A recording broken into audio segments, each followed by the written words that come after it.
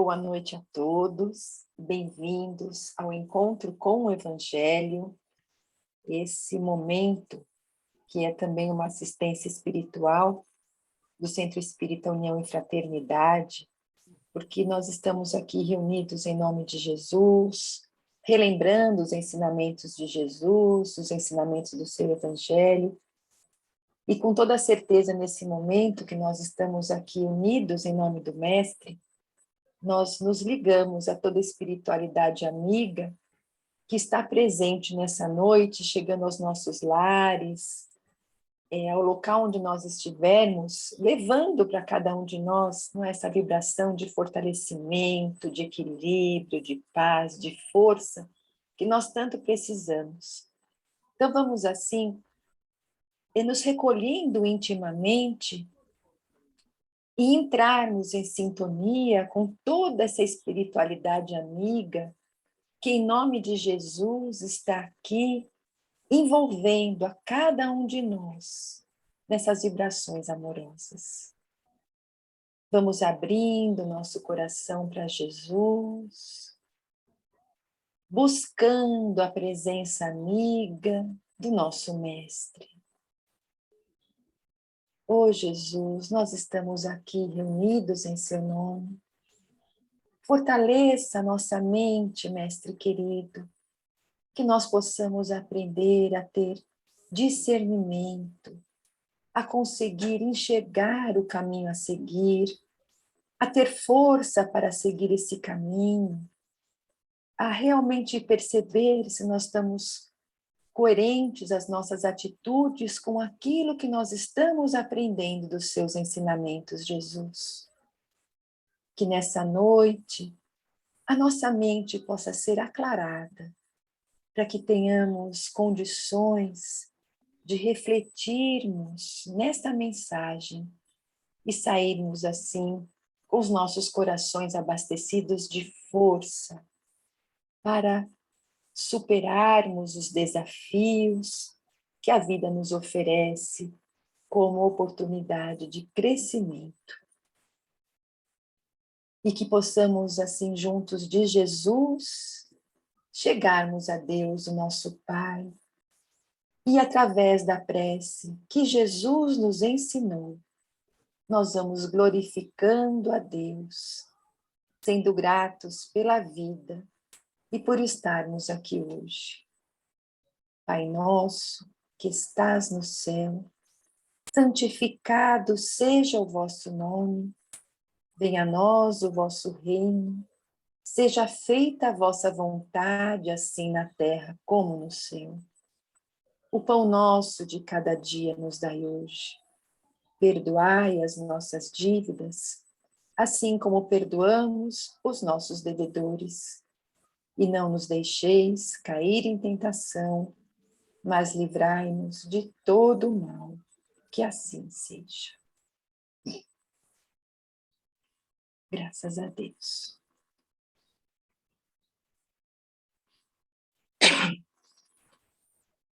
Bom, meus queridos, opa, deixa eu desligar aqui, acho que tem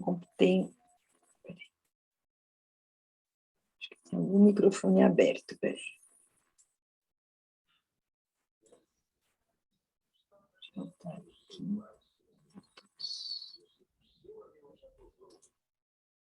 Agora sim.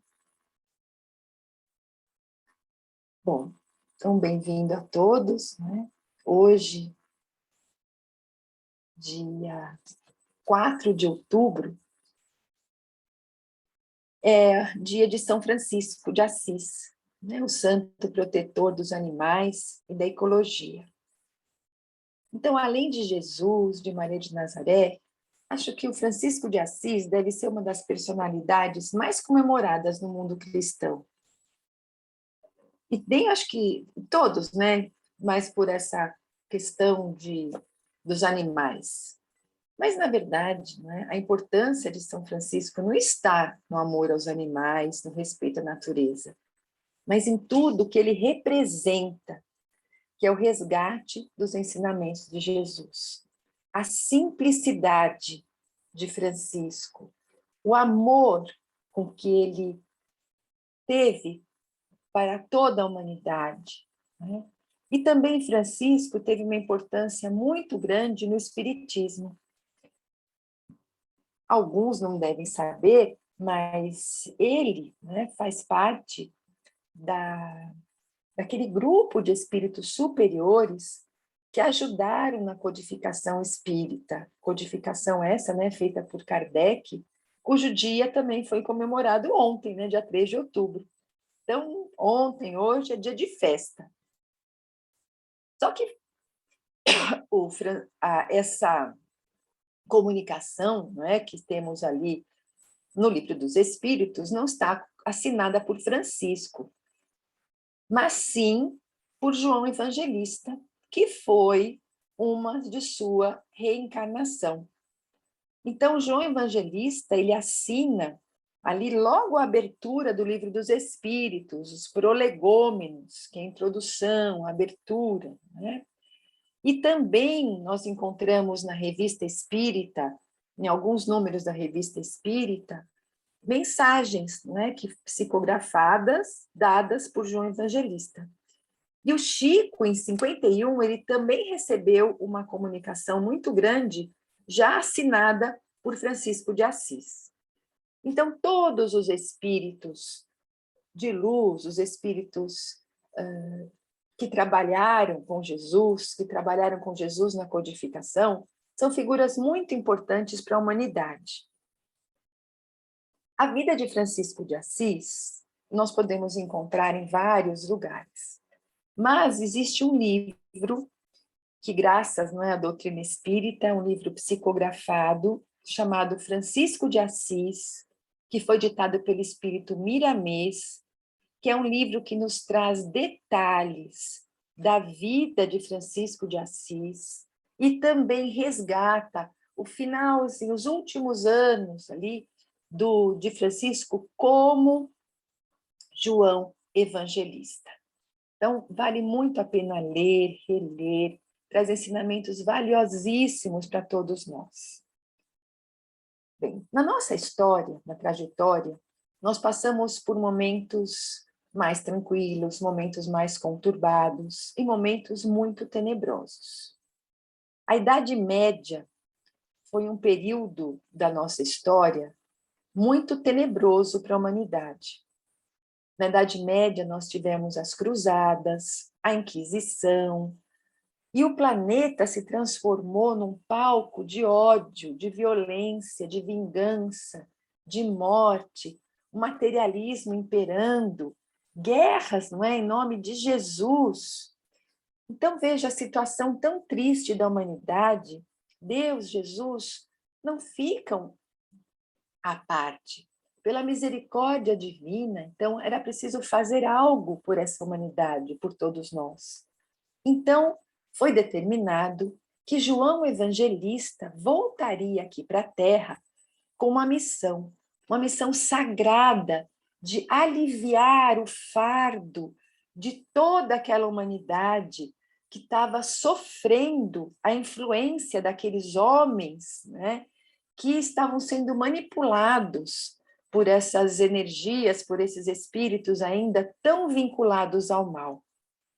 Então, ele viria resgatar os ensinamentos de Jesus e, assim, mudar o comportamento, o padrão vibratório daquela humanidade.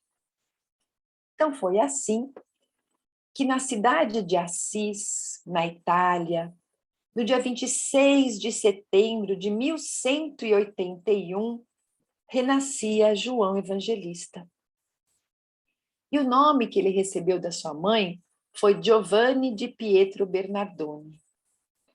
Ele era filho de Pietro, ou Pedro, né, de Bernardoni, um comerciante italiano muito rico, muito influente ali, não só em Assis, mas como em toda a Itália. E a sua mãe era descendente de uma família muito nobre da região da Provença, na França. Então, João, ele nasceu num lar abastado, muito rico. Mas ele não escolheu esse lar para nascer por causa do luxo, mas porque ali estavam almas muito queridas. Esse livro, Miramês nos conta, que antes do nascimento de Francisco, né, antes do nascimento dele, o seu pai, Pedro, certa noite ele teve um sonho, mas foi um sonho tão real que ele não conseguia se esquecer. Na verdade, esse sonho foi um desprendimento do seu corpo espiritual, que com a ajuda dos benfeitores, ele regrediu no tempo, no espaço, e relembrou a sua encarnação que ele teve em Éfeso, naquela região do Egeu, hoje que fica na Turquia, na época de Jesus, na época onde ele conheceu João Evangelista, que não se chamava João, mas sim Francisco. Então vamos explicar. Bom, João Evangelista, um dos discípulos de Jesus, ele foi preso na ilha de Patmos. E ali foi nessa ilha que ele escreveu, não é, o conhecido Apocalipse. Bem, João, ele estava preso e por todo o seu temperamento de tão amoroso que ele ensinou aqueles ensinamentos de Jesus para os seus algozes, para os guardas que estavam ali. E acabou criando um vínculo de amor muito grande com aqueles homens. Mas veio a ordem ali, não é, de Roma, que João deveria ser executado. E a morte dele seria num caldeirão de um óleo fumegante. Mas existia algo na lei que era assim: se alguma pessoa que fosse imposta esse sacrifício conseguisse sobreviver, ela teria liberdade. Bom, você sobreviver queimado, jogado num caldeirão cheio de água, de óleo fervente, era muito difícil, né, sobreviver. Mas João estava assim resignado com aquilo, e no momento, né, ele foi colocado com grande dor no coração daqueles homens que estavam ali exercendo, né, aquela função que era necessária. Ele foi colocado ali, o caldeirão foi tampado, mas João, com aquela sua fé, naquele momento, ele foi posto ali, e dias depois, quando eles foram retirar, né, o corpo inanimado, João estava vivo. Ora, espiritualmente houve, não é, com manipulação de fluidos que nós não compreendemos direito, mas houve uma blindagem e João não morreu. E aí ele seria liberto. Mas aquilo seria um escândalo e algo muito, muito temerário para Roma, porque jamais alguém tinha sobrevivido. Então, João foi libertado e foi orientado para que ele mudasse de nome, para que aquilo não pudesse causar tão maiores perseguições. João, então, sai dali de Patmos, vai para Éfeso, né? Ou vai para todas aquelas regiões do litoral, né? E depois retorna a Éfeso, porque nós sabemos que João, quando Jesus morreu, ele foi para Éfeso junto com Maria. Maria morou em Éfeso até o seu desencarne. E João, então, adota o nome de Francisco. E a bondade, a suavidade daquele homem, né, que continuava, né, como João, mas já idoso, acabou recebendo, chamado carinhosamente de Pai Francisco. Bem, então Pedro Bernardoni, ele conheceu o Pai Francisco.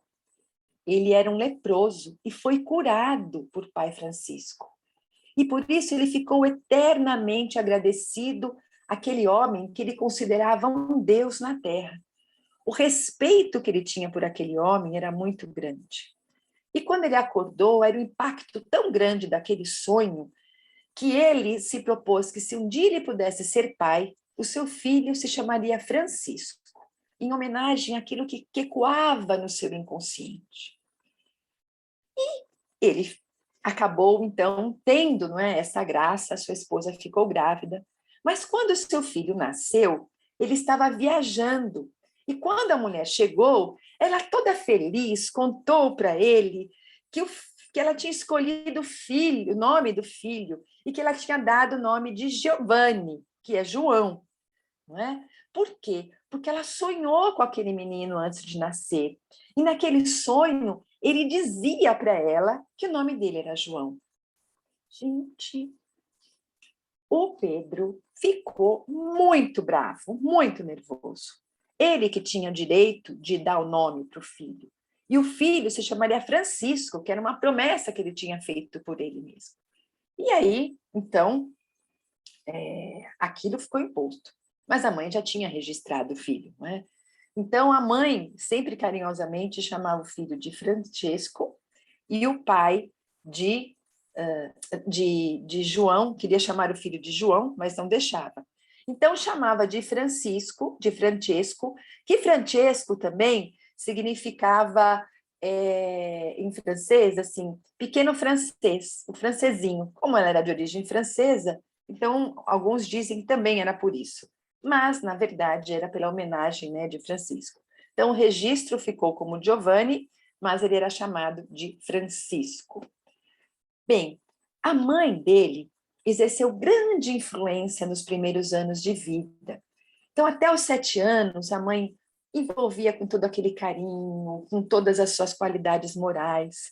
E a partir dos 7 anos, ele recebeu maior influência do pai. Viajava com o pai, que era um comerciante muito rico, para muitos lugares, conheceu cidades famosas, foi aprendendo um gosto assim pelo conforto, pela fama, por aquilo que o dinheiro poderia proporcionar. E isso deixava o pai dele cada vez mais orgulhoso, porque o filho, né, estava virando um adolescente e ele tinha certeza de que o Francisco tinha herdado dele as habilidades de vendedor, de ganhar dinheiro. Mas conforme Francisco foi crescendo, foi passando da adolescência, entrando na vida adulta, a sua personalidade foi se sobressaindo. Francisco era espírito livre. Ele tinha uma força interior que ele ainda não conhecia. E ele era muito sensível, se encantava com os pássaros, admirava os peixes, as árvores, a natureza. Mas Francisco tinha uma vida normal com os jovens da sua idade, da sua posição social. Se divertia nas madrugadas da cidade, ele não se embebedava como os outros, mas acabava usando, não é? Às vezes um pouco do vinho. Mas, assim, ele se diferenciava porque a conversa dele era diferente. Tinha um outro assunto, um conteúdo muito maior, né? Ele era muito alegre, e quando o Francisco não aparecia, a noite não tinha graça. Então, ele era um jovem muito popular e muito querido.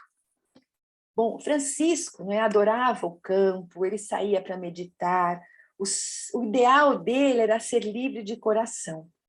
E conforme, então, o tempo foi passando, essa sua personalidade, como eu falei, foi tomando conta, então ele agia de uma maneira diferente da sua classe social em relação aos subalternos. Então, certa vez, o pai dele ficou muito bravo ao ver o modo como ele tratava os empregados, a sinceridade que ele tinha com os clientes. E ele chamou a atenção do filho, dizendo que a verdade no comércio era uma, mas no coração era outra. E que ele, se continuasse a agir daquele jeito, os negócios iam ficar arruinados. Mas Francisco, ele apenas ouvia o pai dele. Ele não concordava com aquele comportamento do pai. Ele viajou muito com o pai, via muito os comerciantes, e ele não suportava o jeito, a podridão que ele via no comportamento daqueles comerciantes, no comportamento de muitos homens, incluindo seu próprio pai, em tratar os seus servos, em tratar, não é, os seus subalternos. Então, era muito difícil para ele conviver com aquela situação. Ele tinha, às vezes, aquele ímpeto de largar, de sair correndo, de deixar tudo, de largar a sua casa. Então, o que estava acontecendo? Ora, ele nasceu com uma tarefa. Então, veja a grande influência que nós temos quando criança. A mãe, na primeira infância, onde exerce a maior influência, ele recebeu já todo aquele respaldo. E veja como ainda a matéria, né, nos chama, ele sentia às vezes angustiado, porque os apelos da matéria que ele sentiu pelo pai, às vezes dava para ele aquela angústia, mas de qualquer maneira se sobressaíam todos os fatos espirituais que exerciam uma grande influência sobre ele. E a mãe dele contava desde pequeno histórias sobre Jesus. E ele amava ouvir aquelas histórias sobre Jesus. Naqueles momentos, era como se ele viajasse para aquele tempo.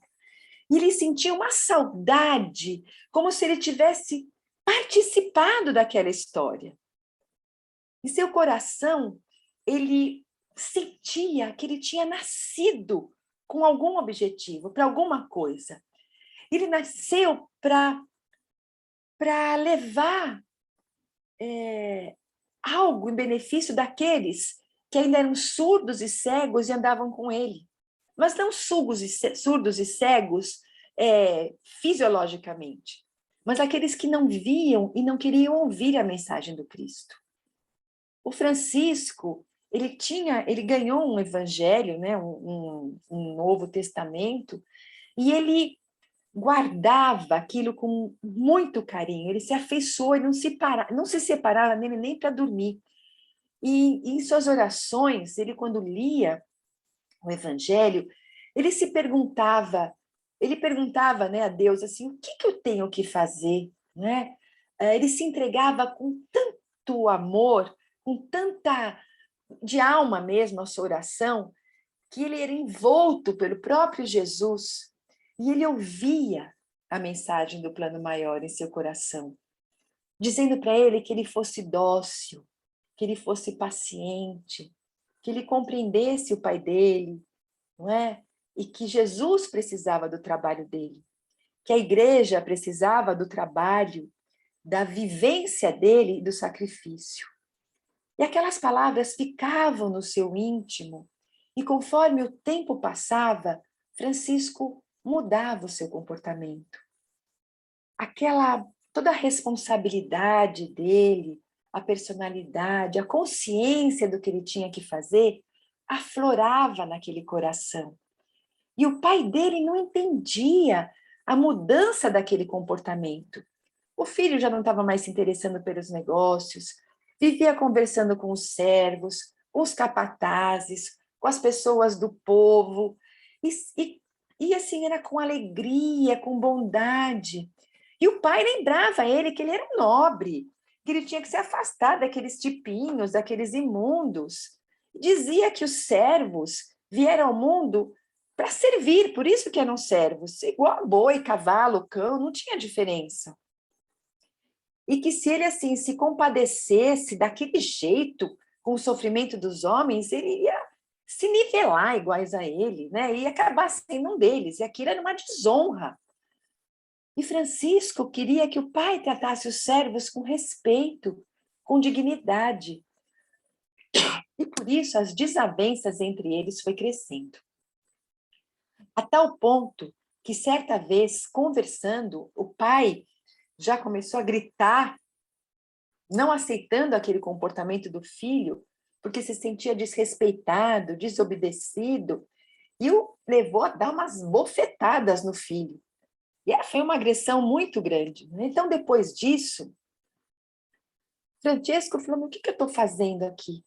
Não estou conseguindo ajudar meu pai, não estou conseguindo ser útil, então eu vou ser útil à minha terra.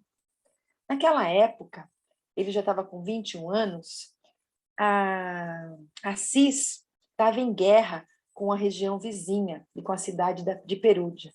Então, ele se alistou e foi ser um soldado. No combate, ele acabou sendo capturado e ficou 1 ano preso, ali preso com seu amigo Shaolin, que depois, mais para frente, ficou seu braço direito e também seguiu ele na vocação, né, de servir a Jesus. Esse Shaolin, acho que foi o Frei João, depois, não é?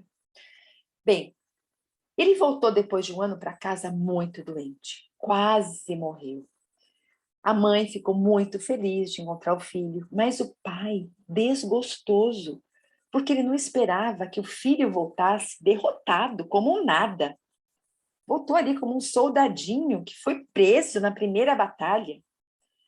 Então, aquilo causou tanto desgosto, tanta tristeza, né, no Francisco, que ele, depois que ele conseguiu se recuperar, como se foi um milagre, né, ele resolveu, então, ele queria ir para Roma, então ele falou, eu vou servir a minha pátria. Então, ele iria se alistar no exército do Papa. E o exército do Papa eram as cruzadas. Mas, no caminho da guerra, algo, não é, chamava a sua consciência. E ele começou a se perguntar se ele realmente deveria fazer aquilo. Ele pensou quantos anos durava aquela guerra religiosa por causa de um sepulcro vazio e orou muito pedindo inspiração a Deus. E adormeceu e teve um sonho. E nesse sonho, ele ouviu uma voz que dizia para ele assim: Francisco, constrói a minha igreja. E ele ouviu essa voz, esse chamado, 3 vezes. Francisco, constrói a minha igreja. Francisco, constrói a minha igreja. E ele, assim, parecia que ele estava acordado, parecia que ele estava dormindo, e ele parecia que ouvia continuando falando, meu filho, ajuda a igreja está enfraquecendo, a igreja está se perdendo nos seus pilares mais sagrados, a verdade está sendo distorcida. Francisco, reforma a minha igreja que está em ruínas. E ainda ele ouvia, Francisco, quando você quiser a minha companhia, saiba que eu estou ao lado de todos aqueles que ajudam por amor. Eu estou hoje onde quase ninguém me busca. E aí ele acordou com aquele impacto, como se fosse realmente um chamamento para ele da missão, da tarefa dele antes de encarnar. Não é? E aí parece que tudo mudou. Ele voltou para a cidade e passou realmente a se preocupar com os necessitados, a sair, a se afastar para refletir. E nessas reflexões ele foi sentindo o desejo cada vez maior de servir a Jesus. E certo dia, quando ele orava numa igrejinha pequenininha ali de São Damião, que estava em ruínas, já precisa, né? Ele olhou ali para o crucifixo no altar e parecia que do crucifixo o próprio Jesus aparecia para ele e dizia, Francisco, restaura minha casa que está em ruínas. E a mensagem mexeu tão profundamente com seu íntimo que parecia que definitivamente tinha reavivado toda a sua programação reencarnatória. Ele voltou imediatamente para sua casa, falou para sua mãe que ele encontrou a finalidade da vida dele, entrou na loja, vendeu os tecidos da loja de um preço bem baratinho, porque ele precisava angariar dinheiro para doar para o padre, para reconstruir aquela igreja. Aquela igreja estava praticamente caindo. E fez isso. Seu pai, ao descobrir o que havia acontecido, ficou furioso e pediu que buscasse o Francisco, que estava lá na igreja, e castigou o Francisco. Mas castigou mesmo de bater, de prender. A mãe dele, quando o pai saiu, libertou o Francisco, que voltou para a igreja e pediu abrigo com o padre. Quando o pai soube, pediu para imediatamente ir lá buscar o seu menino de novo, que ele voltasse para casa, que se ele não voltasse para casa, ele teria que renunciar à sua herança. Francisco já tinha 25 anos. Ele olha para o padre, volta para casa, e ali, na frente da casa, em praça pública, ele tira toda a roupa do corpo, devolve ao pai, dizendo que renunciava a tudo aquilo que o pai dele tinha dado para ele materialmente. Renunciava o nome da família e que a partir daquele dia ele seria apenas o Francisco, Francisco da cidade de Assis. E sai, e se torna ali com roupas muito simples, pedindo esmola de porta em porta para ajudar a reconstrução daquela igreja. Imaginem o pai como ficou. O orgulho do pai, o ódio do pai, não é? Aquilo que no íntimo daquele homem, né, de tanta gratidão, aquele espírito que tinha curado as suas chagas, agora o filho estava dando a oportunidade do pai realmente curar o motivo das suas chagas que permaneciam, não é? O orgulho, a arrogância, a soberba, e o pai não a aceitava. Então Francisco saiu, mas não entendeu exatamente a mensagem de Jesus. Ele tomou aquela palavra de Jesus no sentido literal. Iniciou, então, assim, primeiramente, não é, o trabalho físico da reforma daquela igreja. Ele, só mais tarde, foi compreender que a mensagem do Cristo se referia à situação lamentável que estava o cristianismo, não é, completamente distante da mensagem redentora do Evangelho. A sociedade, então, que Francisco vivia era uma sociedade conturbada, entregue ao materialismo. E o trabalho de Francisco foi um trabalho que se tornou uma referência para todo o mundo ocidental, porque a vida dele, de dedicação, de amor ao próximo, de amor a todas as criaturas da natureza, foi um marco. A luta que ele teve foi muito grande. Esse livro é rico, né, de toda a luta, de todo o sofrimento, de todas as dificuldades, de toda o desprezo, mas de toda a perseverança e da fé desse homem. Esse homem que foi pacificador, que foi humanista, que foi ecologista, que foi poeta, que viveu a bondade, a obediência, a humildade, que ensinou o perdão, o amor como base para essa vida justa e positiva. Como Jesus, ele vivenciou tudo aquilo por amor a cada um de nós. Ele veio para mostrar, para lembrar para todos nós que essa vida terrena aqui é temporária, mas que nós temos que aproveitar esse tempo que estamos aqui para acreditar que tem uma razão. E essa razão é a nossa edificação, é o nosso progresso. Ele minimizou guerra, ele utilizou o quê? Da palavra sincera, do diálogo fraterno, celebrando a paz entre os homens. Ele, com o seu pai, ele não levantava a voz e queria impor a sua verdade, porque ele tinha a verdade. O pai dele não, o pai dele estava enganado. Mas ele compreendeu que Jesus não se impôs pela violência, mas pelo amor. E que se no momento muitas pessoas não iriam compreender a sua mensagem, como não compreenderam de Jesus, como muitos ainda permaneceram envoltos, ensandecidos pelo mal, como muitos ainda não quiseram ouvir e ver o que estava ali na sua frente, como se estivessem hipnotizados por essas forças do mal, ele confiava em Cristo. Ele vinha como mensageiro do Cristo. E ele sabia que as ordens divinas, essas sim, são cumpridas.